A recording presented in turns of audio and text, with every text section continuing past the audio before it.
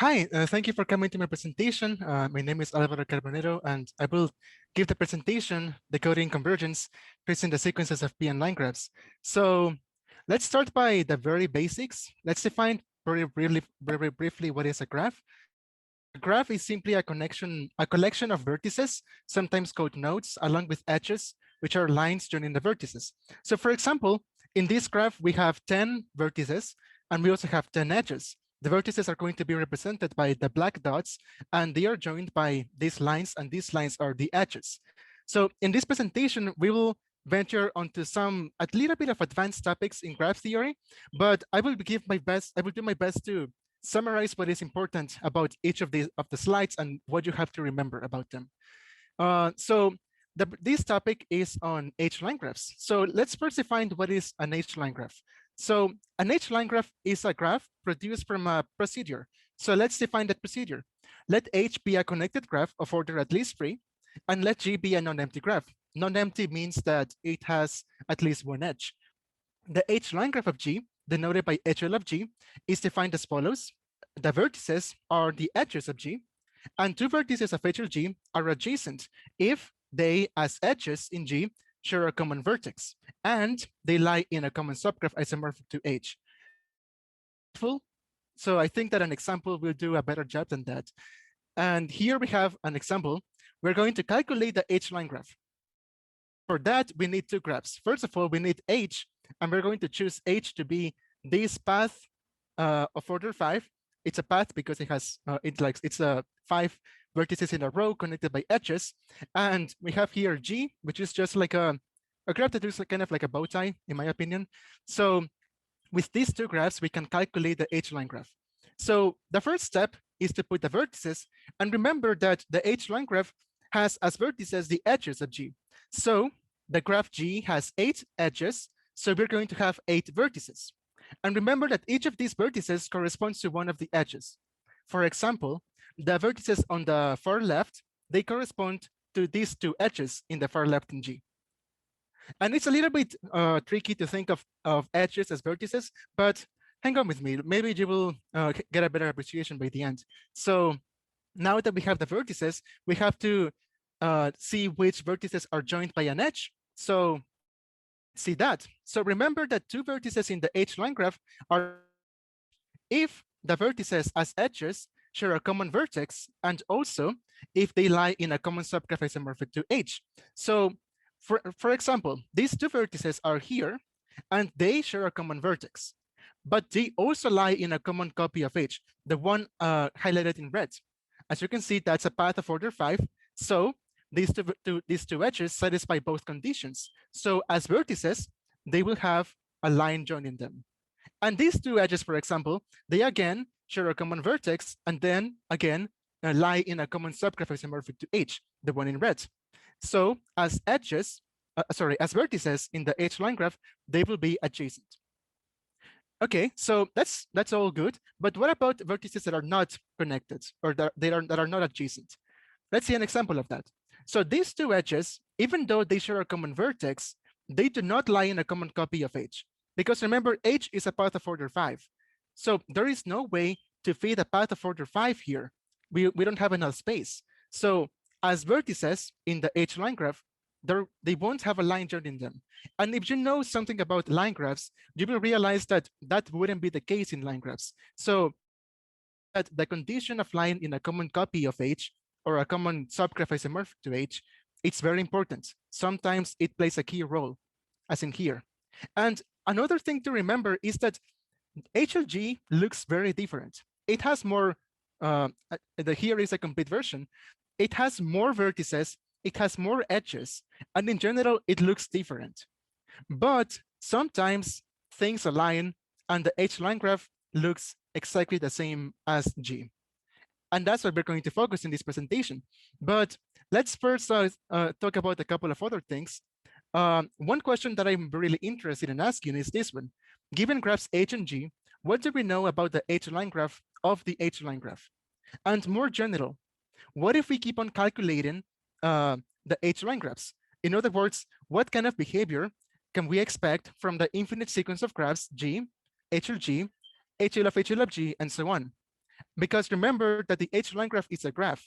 So there is nothing stopping us from calculating the H-line graph again. As you can see, the notation is getting very cumbersome. So we're going to define exponents to make it easier. So the exponent just refers to the number of times that we have applied the H-line graph procedure. So for example, HL squared of G is the H-line graph of the H-line graph. And with that, we can define the sequence. So the iterated H-line is the graph sequence HL to the K of G, where K ranges from 0 on to infinity. We mentioned the word behavior. So what do we mean by behavior of these sequences? In our context and in our presentation, we will consider three kinds of behavior. The first one is convergence. So a sequence converges if there exists a capital N such that HL to the N of G is isomorphic to HL to the N plus 1 of G, which is what I mentioned. It's a point where in the next iteration, we get the same graph. We also have the behavior of terminates. So a sequence terminates if the sequence is finite. And you might wonder when this happens. Well, H-line graph is not defined for empty graphs. So if at some point HL to the M of G is the empty graph, then we can't keep going. So we say that the sequence has terminated at that point. And finally, we have divergence, which is if, and with that, remember that H can be whatever and we want, and G can be whatever we want. So it's important to focus on cases. And in this presentation, we will focus on the case when H is a path of order N. And since we care about convergence, we're going to define capital lambda sub n as the set of all graphs G such that the sequence H to the K of G converges. And the question that we are interested in answering is, can we characterize capital lambda sub n? And this is a very hard question, as you might guess, because we don't only consider the graphs that the next iteration is the same as the one before. We consider every graph that reaches such a point. So this question is indeed hard, but there are some known results. So let's go over them. When n is equal to 3, we actually have a very special case, because the condition of two edges being adjacent and the condition of them lying in a common copy of H, in this case P3, the H-line graph is again the line graph, the regular line graph. And it's, in other words, it's kind of as if we didn't have two constraints, as if we had only one. So we won't pay too much attention to this case, but it's nice to note that Chartrand found a full characterization of this set. If you're curious, it is claws and cycles. What is more interesting is when n is at least 4. So that's when, in the case where the second condition of lying in a common copy of H, that becomes very relevant. And there is only one graph in lambda sub capital lambda sub 4 other than cycles that does have this property. And there is 3 graphs. Actually, one of them is an infinite family. We can have as many of these vertices as we want. And these are the only 3 graphs in capital lambda sub 5 other than cycles again. So, and cycles, by the way, are a graph that looks like a circle with vertices. And the number of vertices is the order of the cycle.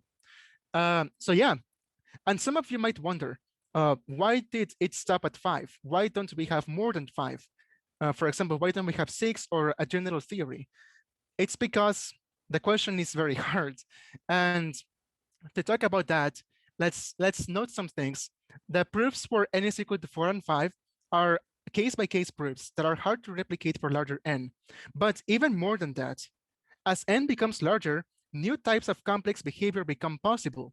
So the proof techniques for these small cases are hard to generalize for an arbitrary n. And I mentioned here complex behavior, so you might wonder what I mean by that. Well, here it is. This is maybe one of my favorite facts about H-line graphs. So here we have a graph, and it's a disconnected graph with 2 components, and it converges when n is equal to 16. So a pretty high number. And what is curious about it is that the H-line graph of the one in the top is the one in the bottom, and the H-line graph of the one in the bottom is the one in the top. In other words, this graph loops, like these components loop. This component will become this one and then go back to itself, and then this one and then back to itself forever. So at no point will the next iteration be the same as the one before. So each of these components alone do not converge. Yet when put together, because of the way in which graph isomorphism works, it does converge. So very interesting, very fascinating. And actually, if you wonder, can we do better than 16? With some pencil and paper, I did my best to get a smaller example. The best I could was n is equal to 13. So yeah, and I don't think there's smaller examples than that, but that also needs proof.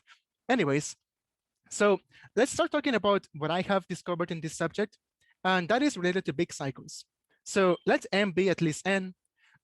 If G is a connected graph with a subgraph isomorphic to the cycle with order M, but G is not exactly that cycle, then G has a sequence that diverges. So let's see an example of that. In this example, n is equal to 5 and m is equal to 6. As you can see, this graph on the left has a cycle of order 6, but it has this extra edge. And this edge will become a vertex. And because the cycle is big, this vertex will be adjacent to other vertices. And these edges will themselves become vertices again. So at this point, I hope you trust me when I say that this will not end up well.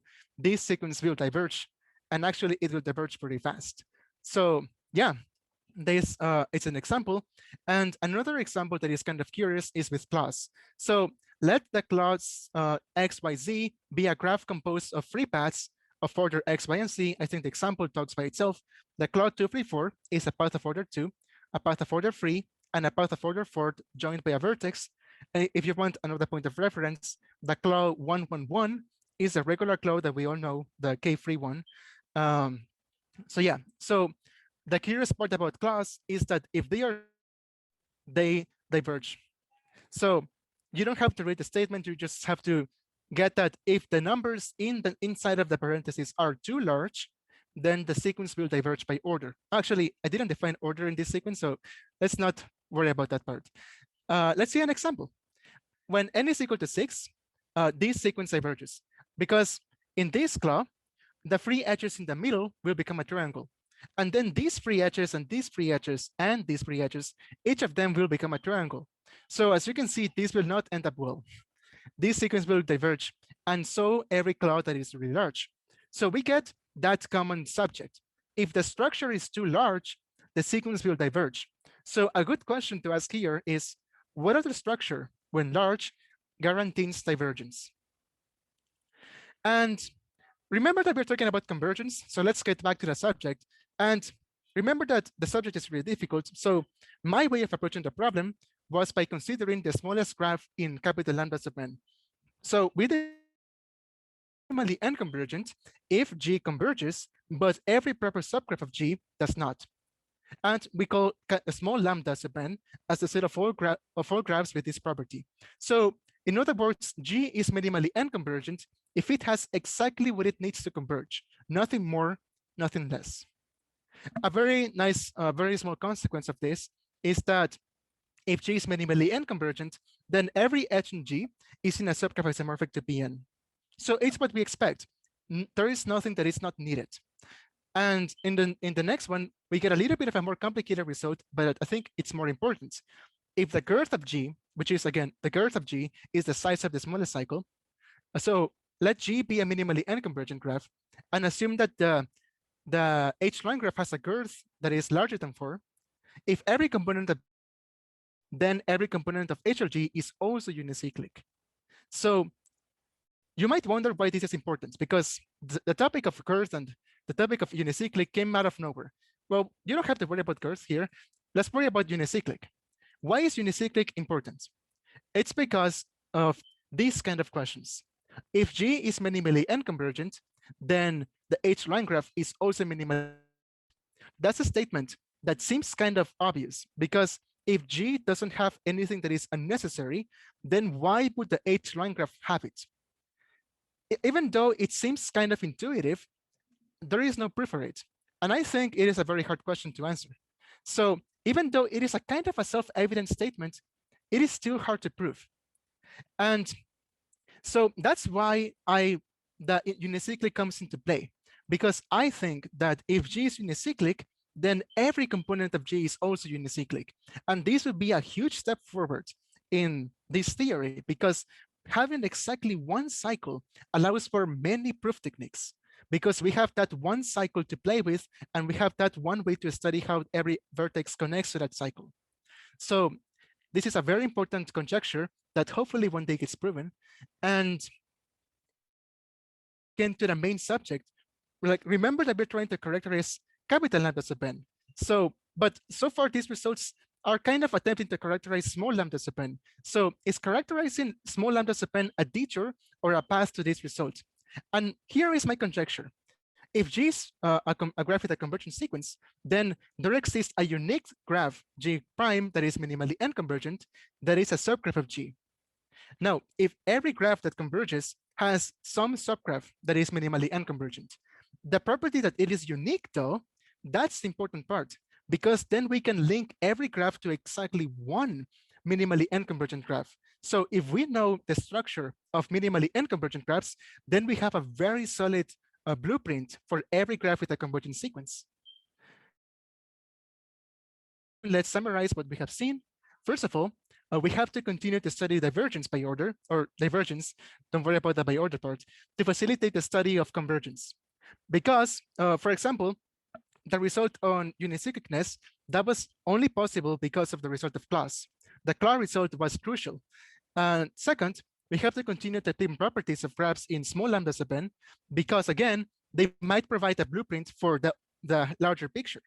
And finally, very important too, we have to forge the bridge between small lambda sub n and capital lambda sub n.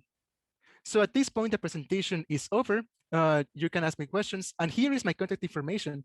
I want to really incentivize anyone with questions to email me, because I am writing a survey on the H-line graph procedure, like any result related to H-line graphs, not only when H is a path, but other cases. And if you are curious about the subject, if you want to learn more about it, then send me an email and I will send you a copy once it is complete. And thank you for your attention. Thank you for coming to my presentation, and feel free to ask me any questions.